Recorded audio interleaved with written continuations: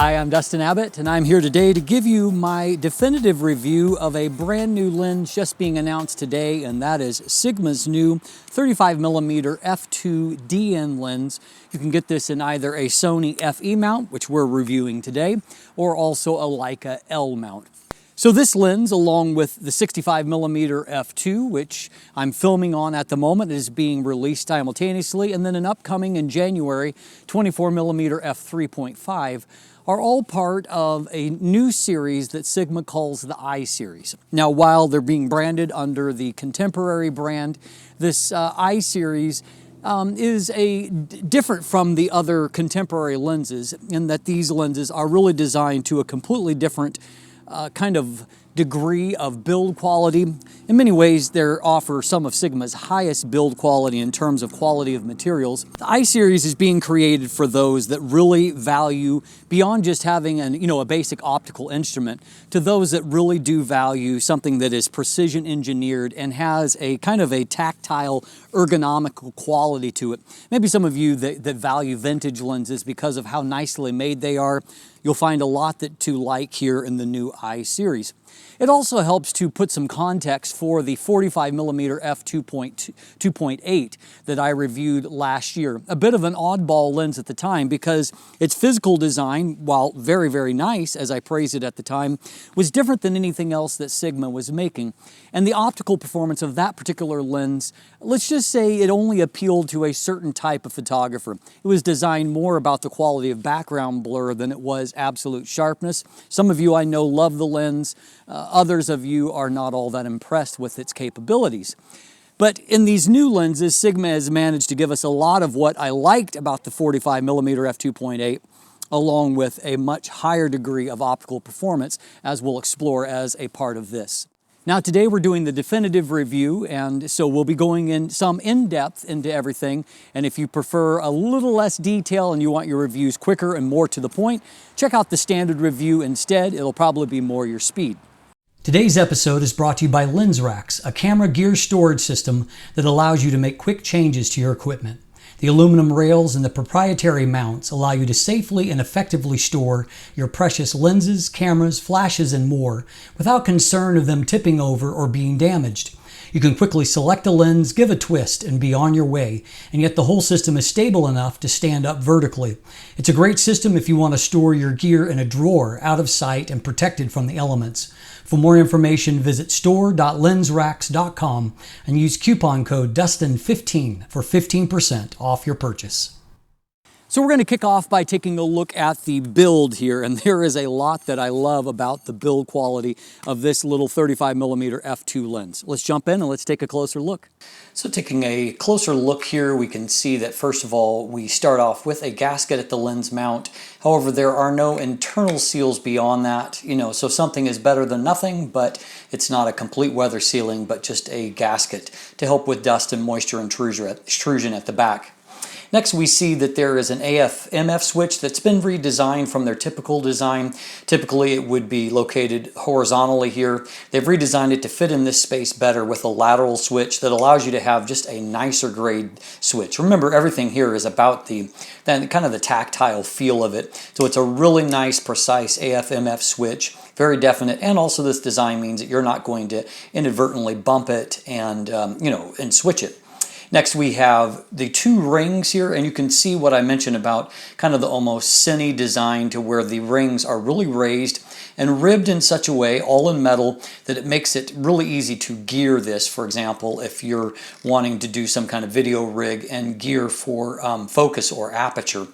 The Aperture Ring is, it's a cool design, about 3/4 of the dimension around the lens. It's ribbed, and then it has this open section that actually has the aperture markings on it. So really precise detents at 1/3 stops all the way through to f22, smaller maximum or minimum aperture than typical.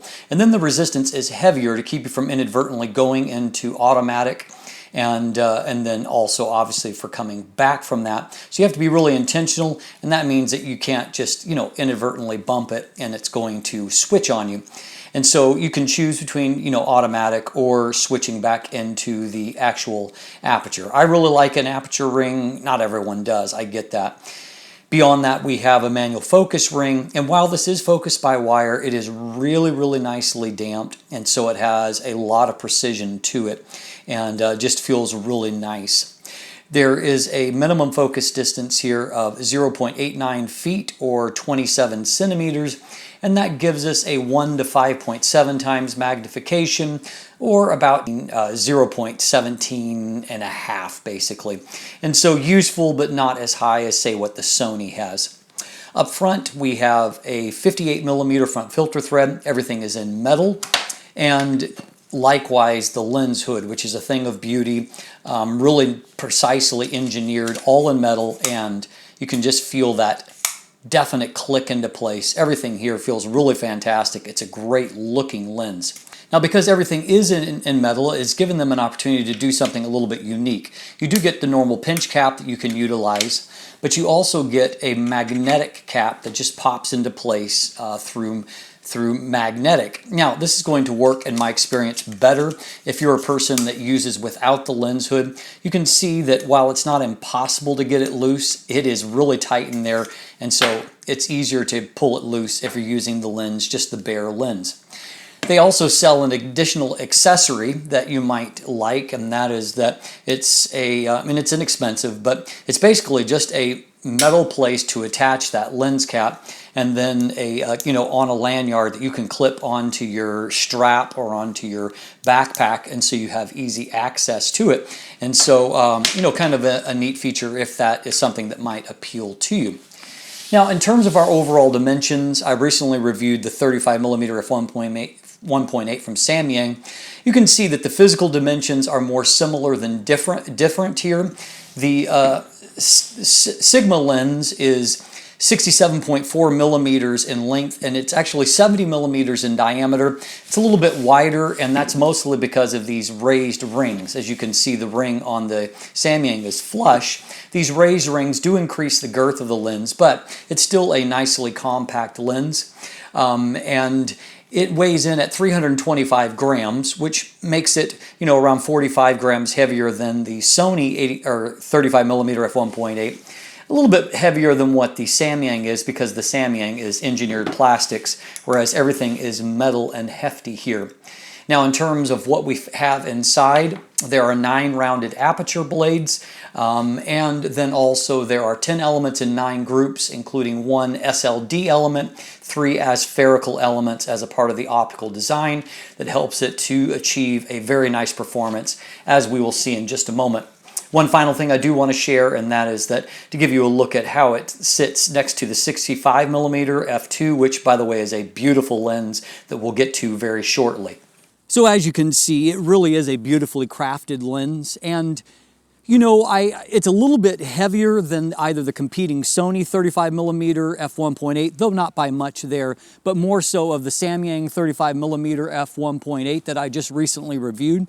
And so in both of those cases, however, the reason why it weighs a little bit more is that because it is much nicer made than either one of those lenses. And so if you really care about build quality and you kind of look at lenses as more of a long-term investment, this is probably the way that you're going to want to go for that.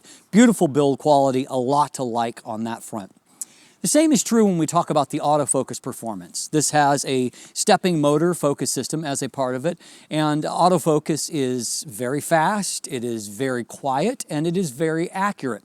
Now, that's not necessarily unique amongst the 35 millimeter f1.8 lenses on Sony that I've already reviewed. Both the Sony and the Samyang have very nice focus systems. They're very fast, they're very quiet. I would say that Sigma is probably right up there with Sony, maybe a hair above Samyang when it comes to the consistency of autofocus during video work, maybe a little bit better with face tracking as a part of that. All of them are very, very good, and so there's nothing here to be upset about. Let's take a look at the quality of focus pulls here as well.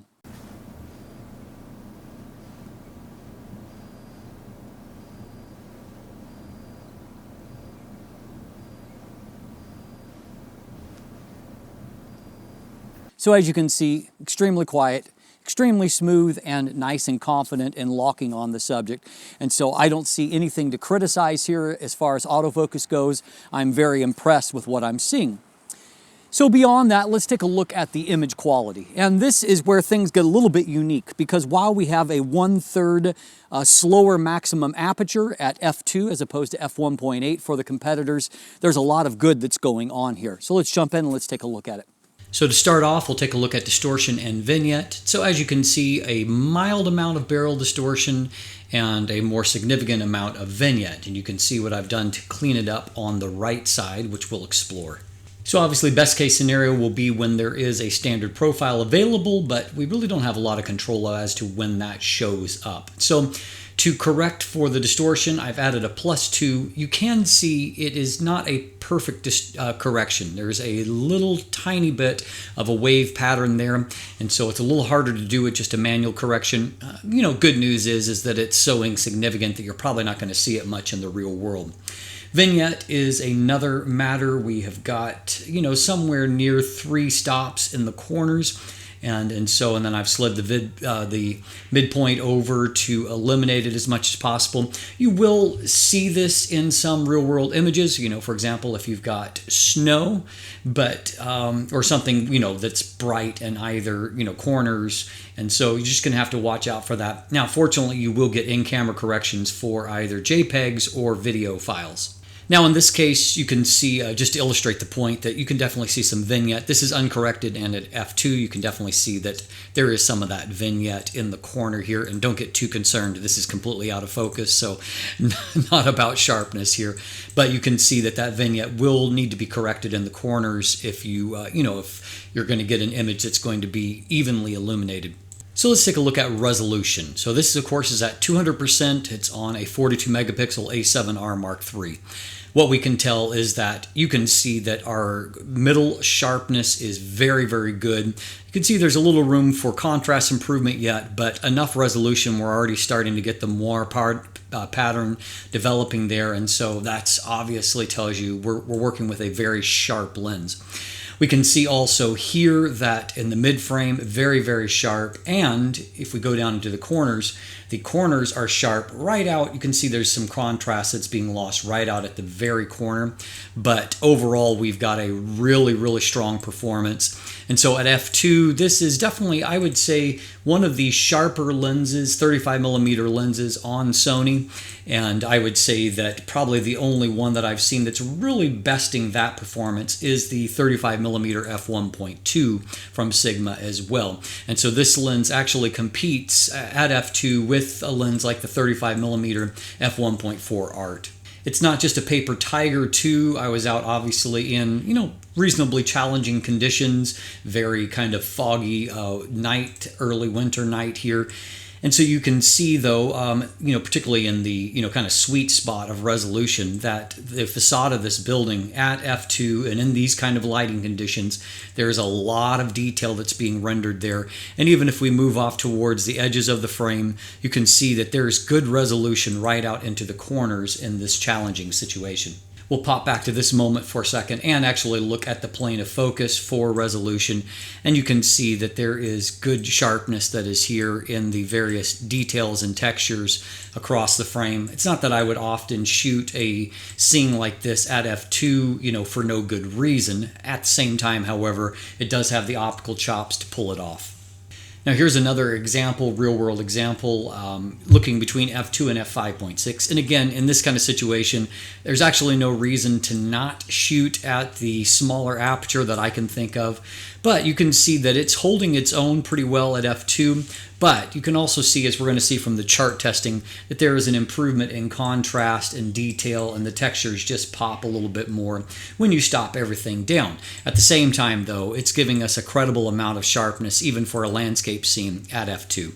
So as noted, there was a little bit of room for contrast increase, and while resolution was already fantastic, you can see that at f2.8, that extra bit of contrast just makes a lot of things pop even more now.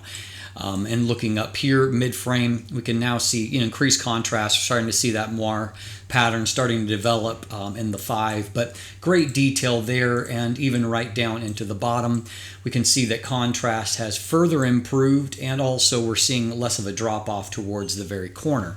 If we move on to f4, we can see that those corners are sharpening up even more, really fantastic. And jumping back for a second, we can see that center of the frame is just very, very punchy at this point. Stopping down from f4 to f5.6 gives us just a hair more contrast, not really necessarily a lot more to see, but you can see just how sharp we are in the mid frame.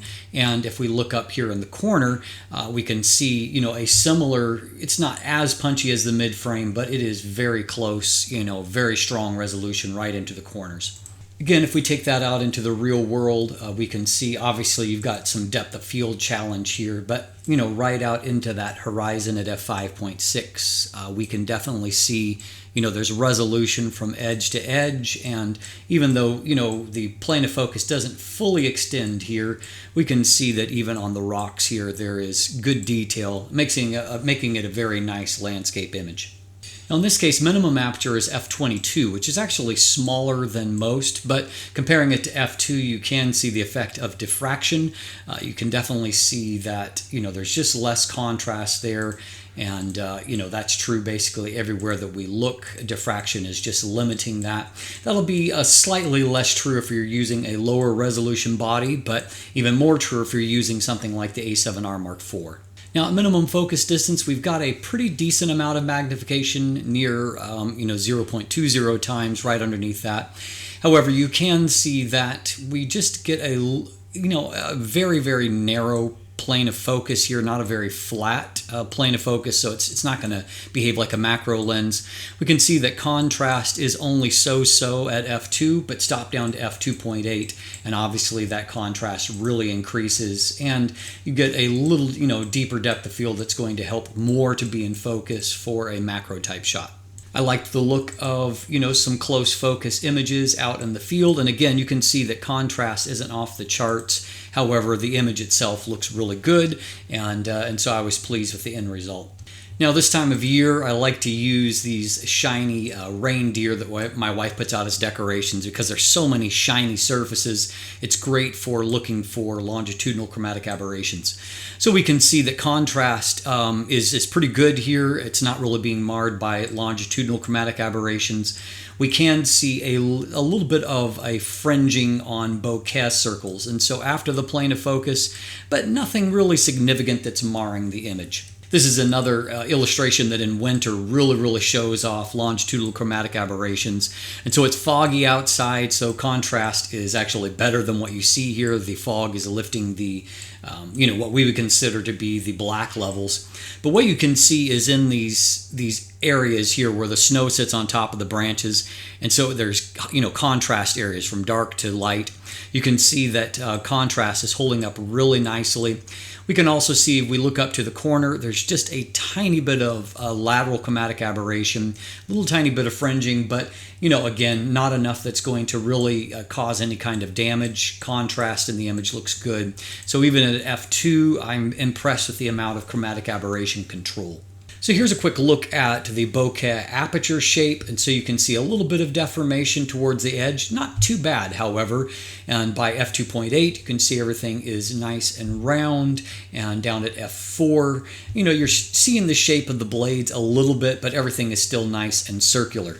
Going back to the wide open look for a moment, a little bit of busyness in the circles, but not really concentric rings. And so I think, even if you've got something challenging like Christmas tree lights, it looks pretty clean and nice to me.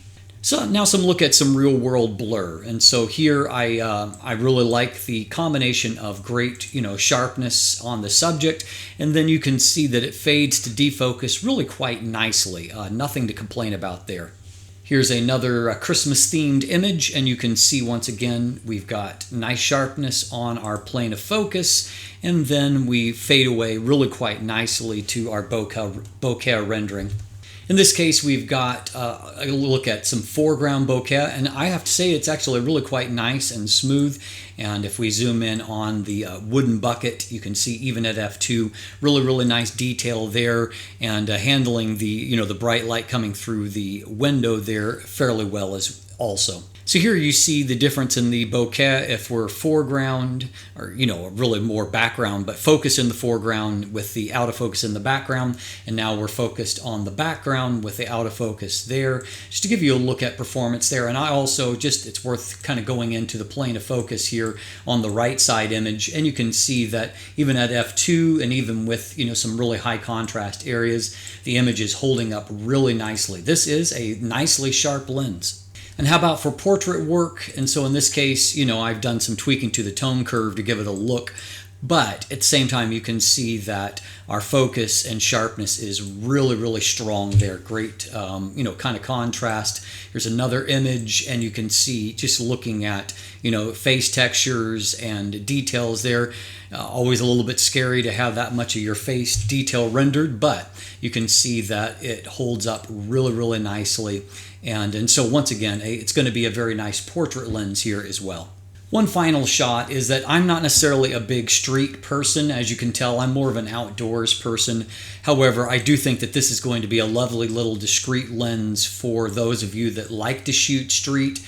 You can just see that, again, at night, wide open, we've got wonderful resolution and detail and just a lot of great things showing up. And so I think that this is a nice lens for those of you that shoot street. I would say my takeaway is that I find this lens to maybe be the best of the three 35mm, similarly sized lenses that I've looked at, because it has a little bit more wide open punch, I think. And that, obviously that image quality extends right into the corners. But beyond that, I also like the fact that the quality of the bokeh seems to me to be maybe a cut above what either Sony or Samyang offers up. The only real negative that I can point to is that, the vignette is obviously fairly pronounced and maybe a hair stronger than what I saw with the Samyang or Sony lenses. But, that's not all that hard to clear up most of the time, and it's not like it's truly objectionable. And so I don't really see a lot that I'm concerned about when it comes to the image quality.